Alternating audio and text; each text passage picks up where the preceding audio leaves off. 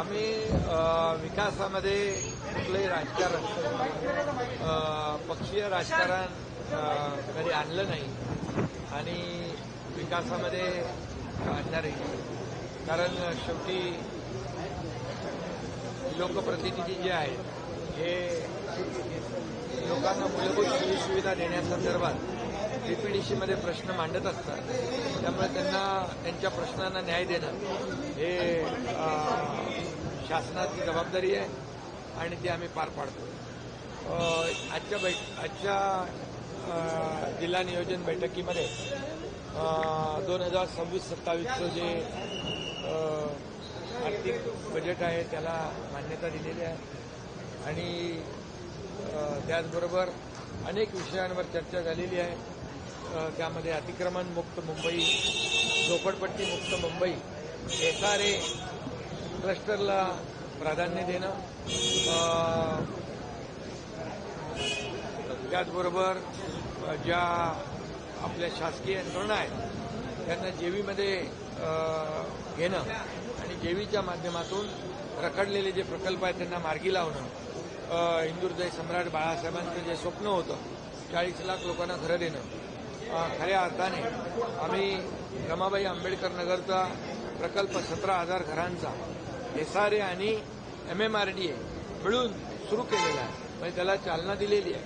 त्यामुळे भविष्यामध्ये झोपडपट्टी मुक्त मुंबई, खड्डेमुक्त मुंबई, प्री मान्सून वर्क याच्यावर देखील चर्चा झाली. पावसाळ्यापूर्वी करण्याची कामं सर्व यंत्रणांना सूचना दिलेल्या आहेत की कुठल्याही परिस्थितीमध्ये पावसाळ्यामध्ये खड्ड्यांचा त्रास लोकांना होता कामा नये.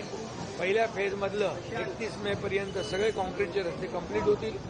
दुसऱ्या फेजमधले देखील 90% कंप्लीट होतील आणि त्यामुळे जे तिसऱ्या फेजचं काम पावसाळ्यानंतर सुरू होईल आणि जे डांबरी रस्ते आहेत ते डांबरी रस्ते पावसाळ्यापूर्वी सुस्थितीत आणण्याच्या सूचना मी दिलेल्या आहेत. नाले सफाईच्या बाबतीमध्ये देखील सूचना दिलेल्या आहेत.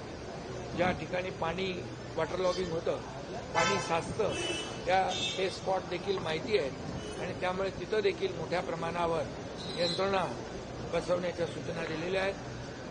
होल्डिंग पॉन्ड आहे ते देखील कार्यान्वित करण्याच्या सूचना दिल्या आहेत, जेणेकरून पावसाळ्यामध्ये पाणी साचून मुंबईकरांना त्रास होणार नाही या सर्व सूचना दिल्या. सर्व यंत्रणांनी त्याच्यामध्ये एक टीम बनवून काम करावं अशा प्रकारचे निर्देश दिलेले आहेत. त्याचबरोबर शेतीवाला मोकळे फुटपाथ हे लोकांसाठी चालण्यासाठी आहे आणि म्हणून महापालिका आयुक्तांना मी सांगितलेलं एक स्पेशल ड्राईव्ह घेऊन हे सगळे फुटपाथ जे आहेत हे फुटपाथ लोकांना चालण्यासाठी असले पाहिजेत आणि हे फुटपाथ सुस्थितीत असले पाहिजेत, फुटपाथ सुरक्षित असले पाहिजे यासाठी बजेटमध्ये एक वेगळी तरतूद करण्याच्या देखील सूचना दिलेल्या आहेत, जेणेकरून मुंबईतले सगळे फुटपाथ आपल्या मुंबईकरांना चालण्यासाठी मोकळे राहतील आणि सुरक्षित राहतील. या बाबतीमध्ये देखील निर्णय घेतलेला आहे आणि त्यामुळे प्रदूषण मुक्त मुंबई,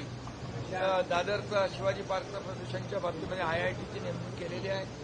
पण मुंबईतले संपूर्ण मुंबई प्रदूषण मुक्त झाली पाहिजे, प्रदूषण कमी झालं पाहिजे यासाठी जे काही नॉर्म्स ठरवलेले आहेत त्याची अंमलबजावणी काटेकोरपणे प्रभावीपणे केली पाहिजे अशा सूचना मी दिलेल्या आहेत.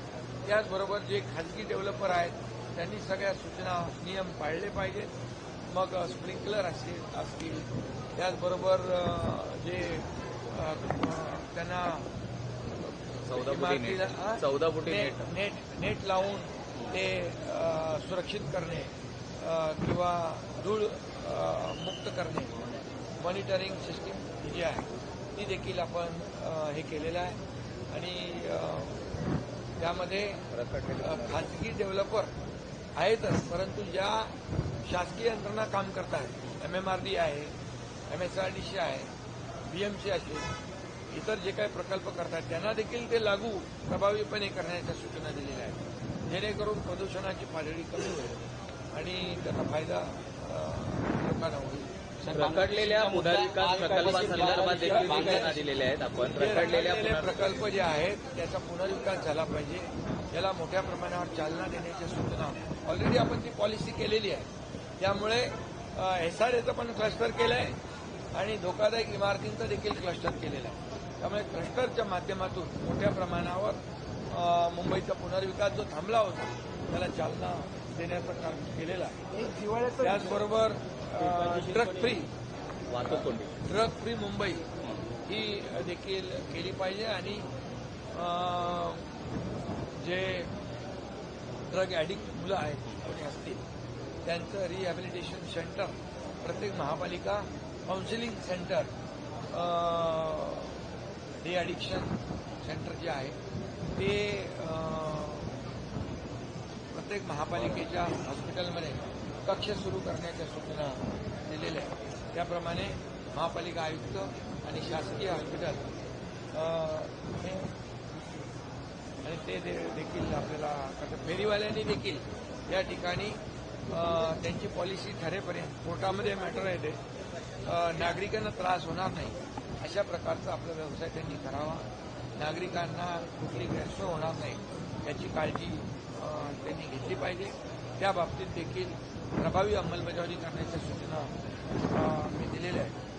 त्याचबरोबर बांगलादेशींचा मुद्दा आलेला होता.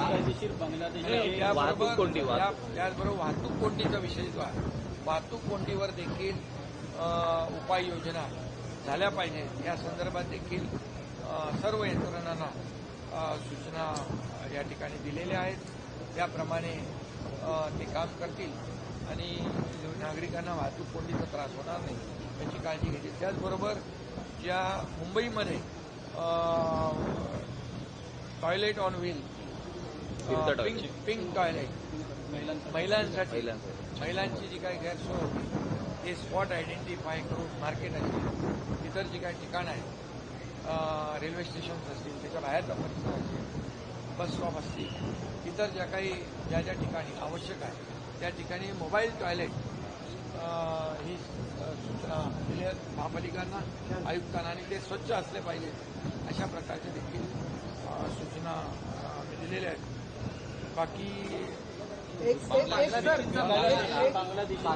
बांगलादेशी जे काही लोक राहत आहेत घुसखोरी करून त्यांना तात्काळ शोधून काढणे या बाबतीमध्ये जिल्हाधिकारी आणि पोलीस यंत्रणा यांना सूचना दिल्या. त्यांचे आधार कार्ड दिले असतील तर ते रद्द करणे, जी कागदपत्र दिली असतील तर ती त्यांनी मिळवली असतील तर ती सगळी रद्द करून बांगलादेशींना बाहेर काढणं या संदर्भातला देखील चर्चा आजच्या डीची बैठकीमध्ये झालेल्या आहेत. या बाबतीमध्ये मुख्यमंत्री महोदयांनी स्वतः देखील गांभीर्याने ही बाब घेतलेली आहे आणि म्हणून बांगलादेशींना मुंबई महाराष्ट्रातून त्यांच्या बाहेर काढणे हद्दपार करणे ही देखील निर्णय हा झालेला आहे. तर तुम्ही महत्त्वाची सूचना केलेली आहे की जे आजार जे आहेत जे शासकीय योजनेत बसत नाही तर त्यांना कुठेतरी सामावून घेण्यासंदर्भात तुम्ही देखील काही सूचना केलेल्या आहेत. ते नेमकं काय आणि ते कधीपर्यंत होऊ शकतं? काही बदल ज्या महात्मा फुले आरोग्य योजना असेल महात्मा फुले आरोग्य योजनेमध्ये जे काही आजार आता एन्जिओग्राफी आहे त्याचबरोबर हार्टचे जे स्टेंट आहे त्याचबरोबर काही आपल्या ऑर्थोपेडिक सर्जरी आहे त्याच्यामध्ये बसत नाही आहे. तर त्यामुळे त्यांना नागरिकांना ज्या आपल्या रुग्णांना न परवडणाऱ्या शस्त्रक्रिया आहेत तर त्या महात्मा ज्योतिबा फुलेमध्ये त्या कव्हर कराव्या अशा प्रकारच्या सूचना मी सार्वजनिक आरोग्य विभाग जो आहे त्यांना देणार आहे आणि त्यामुळे नागरिकांना फायदा होईल. त्याचबरोबर मी एकदा केम हॉस्पिटलमध्ये सरप्राईज व्हिजिट केली होती. त्यावेळेस काही लोकांनी औषधं आम्हाला विकत आणावी लागतात अशा प्रकारच्या तक्रारी आणि विनंती केली होती. तर झिरो प्रिस्क्रिप्शन हे निर्देश मी दिले होते. आयुक्तांनी आज महापालिका आयुक्तांनी मला सांगितलं 80-85% हॉस्पिटलमध्ये झिरो प्रिस्क्रिप्शन आहे. औषधाला पैसे द्यावे लागत नाहीत. अजून एक 15-20% हॉस्पिटलमध्ये ती यंत्रणा कार्यान्वित होईल आणि 100% औषधं रुग्णांना त्यामध्ये मोफत मिळतील. आपल्या दवाखान्यामध्ये देखील औषधं मोफत मिळाली पाहिजेत या संदर्भात देखील मागणी झाली ती देखील पूर्ण होते. याचे काही राजकीय प्रश्न आहे.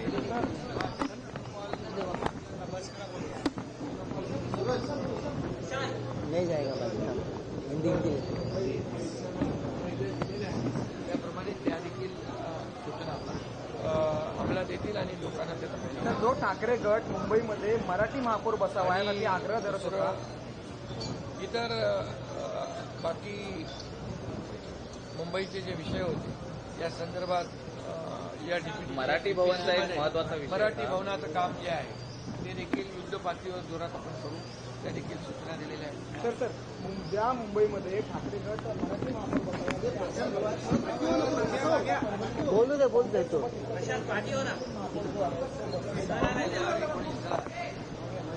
2019ला बाळासाहेबांचे विचार सोडल्यामुळे आम्हाला हे सरकार बदलण्याचा निर्णय घ्यावा लागला होता आणि मग बाळासाहेबांचे विचार घेऊन आम्ही पुढे चाललोय.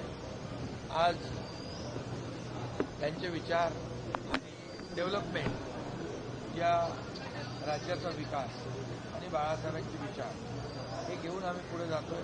म्हणून या महाराष्ट्रातल्या जनतेने विधानसभेत, नगर परिषदेमध्ये, महापालिकांमध्ये आणि झालेल्या जिल्हा परिषद पंचायत समितीमध्ये आम्हाला कौल दिला आहे, आशीर्वाद दिलेला आहे. आणि म्हणून 2019ला त्यांचा जी काय भूमिका त्यांनी घेतली ती आता या पुढे परभणीमध्ये त्यांचा खरा चेहरा लोकांसमोर आलेला आहे. संघटना बांधणीसाठी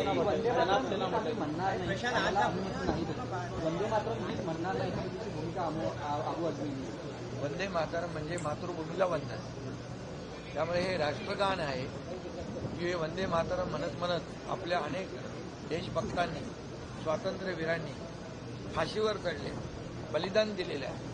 त्यामुळे वंदे मातरम म्हणजे मातृभूमीला वंदन करणं हे सगळ्यांनी केलं पाहिजे. हा भारत देश आहे. प्रत्येक भारतीयाने हे वंदे मातरम म्हटलंच पाहिजे. अधिवेशनानंतर उद्धव ठाकरे महाराष्ट्र दौऱ्याला बाहेर पडत आहेत. संघटना बांधणीसाठी उद्धव ठाकरे बाहेर पडणार आहेत अधिवेशनानंतर. चांगलं आहे. शुभेच्छा. मराठीमध्ये उद्धव ठाकरे गटाचे आमदार अजय चौधरींना तुम्ही डायरेक्ट जीआर काढून दिला लालबागचे विकास काय करा आम्ही निधी देताना कुठलाही दुजाभाव केलेला नाही आणि त्या भागाची आवश्यकता लक्षात घेऊन नागरिकांची माझं कामच तसं असतं. निर्णय घेतला की त्याची अंमलबजावणी तात्काळ, no reason on the spot decision, त्याच्या हातात जीआर देऊन टाकला. त्यामुळे मी मुख्यमंत्री असताना देखील हे केलेलं आहे. आता देखील मी उपमुख्यमंत्री म्हणून काम करतोय. ज्या ज्या विभागांचं मी काम करतोय, ज्या विभागा माझ्याकडे आहेत, हाताळतोय, माझ्या कामाची पद्धतीच आहे. तात्काळ जे होण्यासारखं काम आहे ते लगेच करतो आणि शेवटी नागरिकांना दिलासा देण्याचा विषय.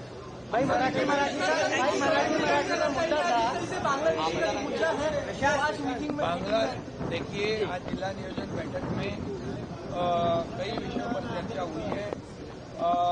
मुंबई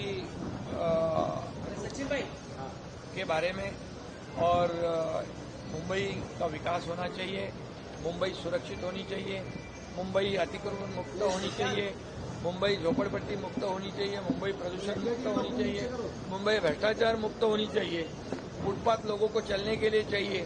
वो भी कहने कमिश्नर महापालिका आयुक्त जी से कहा है कि फुटपाथ का पूरा एक बड़ा ड्राइव ले लो.